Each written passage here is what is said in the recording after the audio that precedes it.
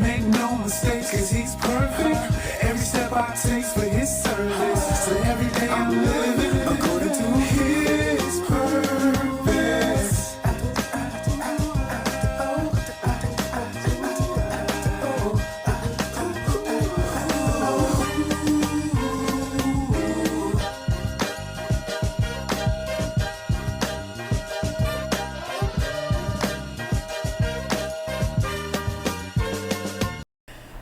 I'm Marie Nelson, and welcome to According to His Purpose. And before we get started, you know what I need you to do? I need you to like, subscribe, and you hit that notification button so that you don't miss any of this content ever. Okay? Now, my guest today, he means the world to me. His name is Kenneth Holyfield. He's got an incredible story, and where it ends is, well, really, it hasn't ended. It's an ongoing thing, and it's incredible too.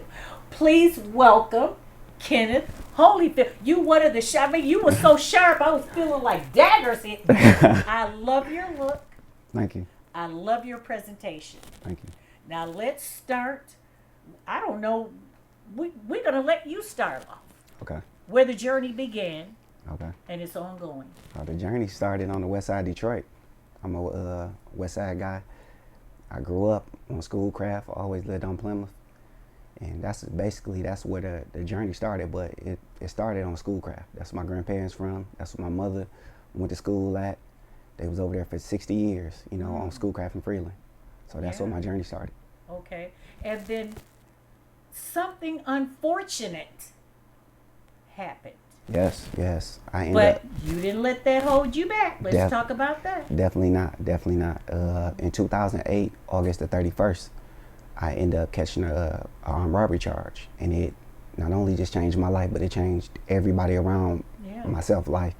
And just, it altered everything. And that's So how old were you? I was 25 years old. You were 25 years old. Yes. And so how much of your life was put on hold? And it was so much put on hold because at the age of 25 years old, you're finding your way.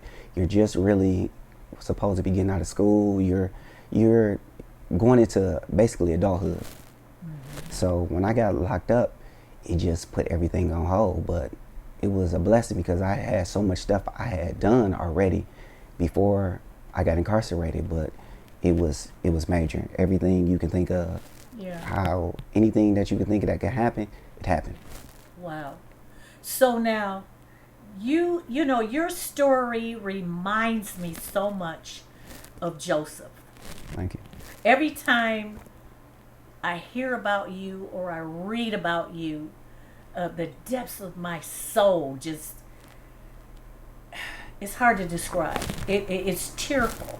Yes. Because we look at how things are, oh my God, it's a misfortune, it's this, it's that, you'll never recover, you'll get out and you'll be back out in the street doing that. Because this is how society thinks. Yes.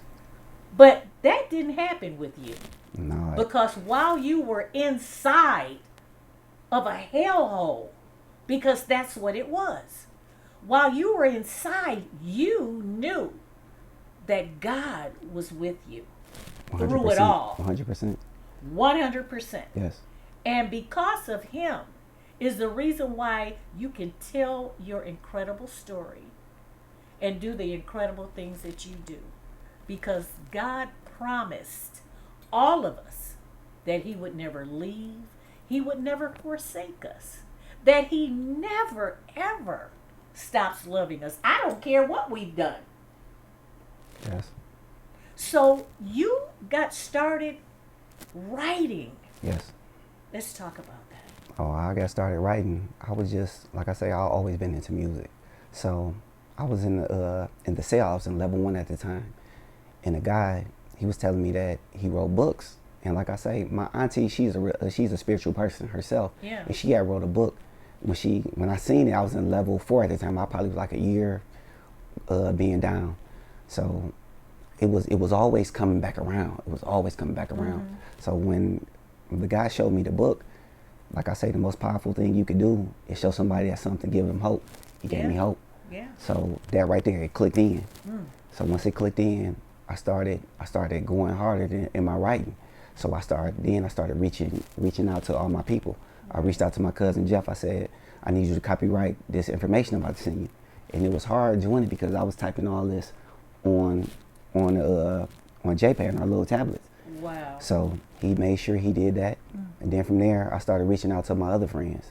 Like, I need y'all to, because I always was informed of what was going on. But I started reaching out to my other friends, and they started sending me stuff from Instagram, Facebook, on what they was going on. Because we was getting their music at record speed, the same speed y'all get. So I was always in the loop. So from there, it was just like, I knew how bad I wanted it. I was so confident that everything was going to play out like it is. Yeah. Because I know, people ask why I was so confident, because I know I prayed. And I know God don't let you down. Never. I was 100% positive that I'll be sitting here with people like you. Right.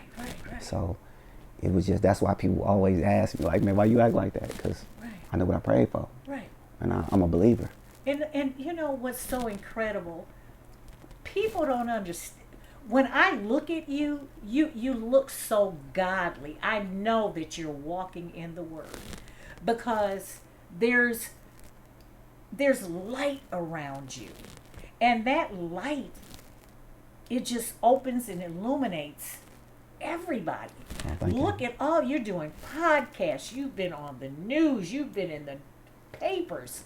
You're doing all kind of shows. Yes. So people have to see that there's something special and beautiful about this young man. Okay? you. So let's talk about some of the books Yes. that you have written. Yes, I wrote 3 books. My last book just came out on June the 15th. That was the same day that the news came out. They did a special on me.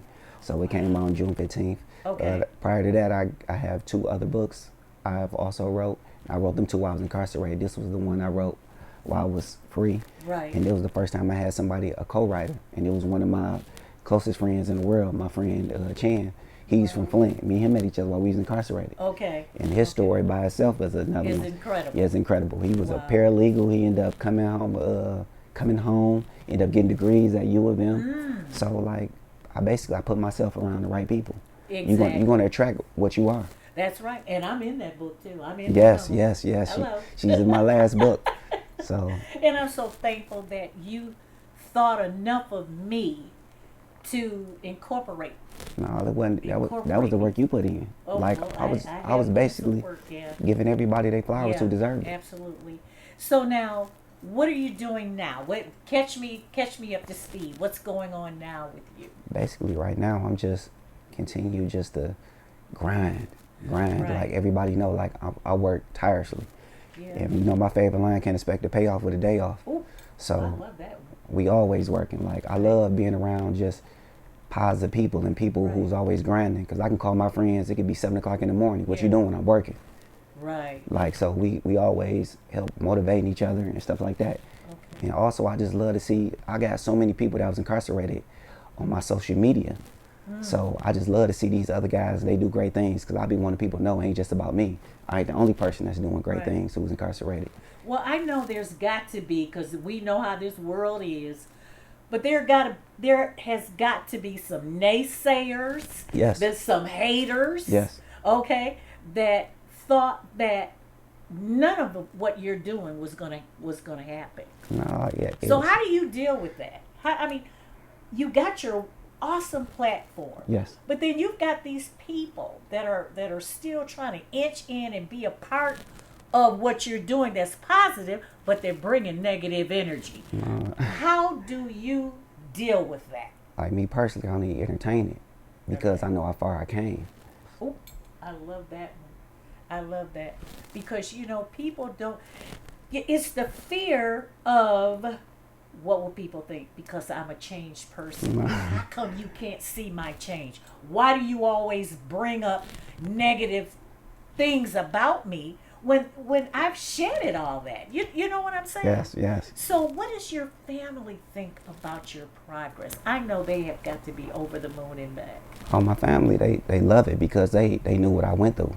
Yeah. Like, I went through a lot. Like, Yeah. just even, not just, being incarcerated, but even when I came home, like, I lost people. I lost my grandfather when I was incarcerated.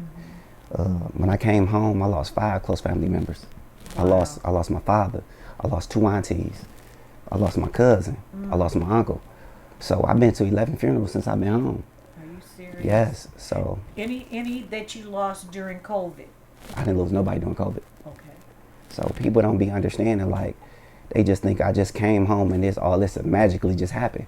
Like, I put the work in. Like, I understood that God was with me the whole time. Yeah. And like I say, I still make mistakes. I'm still learning every day. Yeah. Like, I'm not no perfect person at all. Like I say, you may see me on social media. I may be on there cussing doing anything. Well, I'm a normal person. Like, yeah, I make yeah. mistakes just like everybody else, but yeah. But you're choose- not making the mistakes that would put you back. no, definitely Okay. not. Definitely But not. you have to be you. Yeah, I'm being me in got every to be platform. you. Like, Yeah. this is me. Everybody Oh, I knows. see you. Oh, yeah. And you make me laugh. You know, a lot of things you say, I'm like, is that Kenneth? That's another. That's the alter ego. Yeah. You know what I'm saying? But you, are you going to continue writing your books? Are there more books that you want to write? And what Yes. about? Yes, because it's constant things going on a daily. Okay. And like, where I look around, I just see things different. I see everything in like Right. art. So when I look at things, this conversation right here, like, I would sit there and go back and Yeah. write this all out. You would? Yeah, like, I Wow. view everything just in Yeah. like an art form. Oh, that's wonderful. So And that's, that's one good way to look at life as art. yes, Because life is beautiful. Yes. And it's what you make of it. definitely what you make You it. know, so now let's talk about, you have a podcast or No, I you? don't. Oh, you've just been doing. I just podcasts. been doing just totally different podcasts. And so how do people receive you in a lot of these podcasts? And I mean, are they excited like I am to have this great interview with Man. you, or how does that work? I just love to show people just different sides of me, because like, if a person don't know me and just see me on social media, they'll think just because I'm missing nice things and certain things, Right. they'll think I'm a certain type of way. But when they hear me open up my mouth and speak, they Right. view me in a whole total different light. Right, right. So now, what would you tell anyone, any of these young people out here that are a little confused, that need some support, and need somebody to holler at them to make sure that they stay on the right track? And I'm just gonna let them know, like, man, that what you think it is, it's not that, man. Cause I'm talking about, like, majority of the time, probably 90% of the time, those girls, they gonna jump out the car on you. I'm talking about you gonna be locked up a long time. Imagine going in your bathroom and everything you own is your bathroom. That's the size of your cell. So you're gonna lose people when you locked up. It's not one emotion that you're not gonna face being incarcerated. And I wouldn't put that on nobody, because I understand the severity of the situation. So Well, I get a little choked up, hearing that, because, I've got 2 grandsons that I'm just really focused on them growing up to be fine young men. I know they're gonna make mistakes, but I don't want them to be crucial mistakes. I want them to have a healthy, good life and be good young men like you. And I don't care what has happened. I don't see that. What I see is the now. oh yeah, And the now is just one beautiful, awesome young man thank you. that's doing great things, that makes me happy Thank you. just to be in your company. Thank you. So, Kenneth, I want you to continue to do all the great things you're writing. Name some of your 3 books, because we're going to put it out there so everyone can go out and grab it and support you. Oh, I got Welcome to Detroit Part 1. I got Welcome to Detroit 1.5, and I got Welcome to Detroit Part 2. And all of them great reads. We basically, on Part 2 just came out. We basically, everything that was done all the way up to June was put in that book, far as the concerts, far as the NFL draft. Man, we're talking about Northland being the first mall that ever existed. We're talking about Mel Farr. We're talking about all the guys who came home that was staples of Detroit, far as Kwame, far as Street Lord Wine, far as Southwest Tea. We're basically bringing up people to speed to everything that's been going on, as far as the new signs, new people being signed in Detroit, artists. So we're touching up on everything. So you're just all about Detroit. Man, I'm pro Detroit with everything, and then from there we pro Michigan. We also got the co-author. He's from Flint, and we made sure we put a whole part in there about Flint. Yeah. And we talked about all they rap guys and the contribution they have been to Michigan for the last 35 plus years. Mm-hmm. So now, what can we expect in the next 6 months coming from you? The next 6 months, more growth. More growth. Me just growing as a person, me growing as a man, me growing as a son, like me growing as a brother. I just want to show people my growth and just show people that you can come home and do great things, and just let's put out of people's mind that everybody's coming home the same way. Like we're going to take that whole narrative and throw it away. And I believe you're going to do that. Yes. I believe it, because I mean, looking at you, okay, that's enough Cole Medina and Marie Nelson. You know, my alter ego, Cole Medina, comes out. You know what I'm saying? Get back, Yes. girl. But anyway, thank you so much Thank you. for being a part of According to His Purpose, because, honey, you are living your purpose, your dream, and everything that God promised you. Thank you.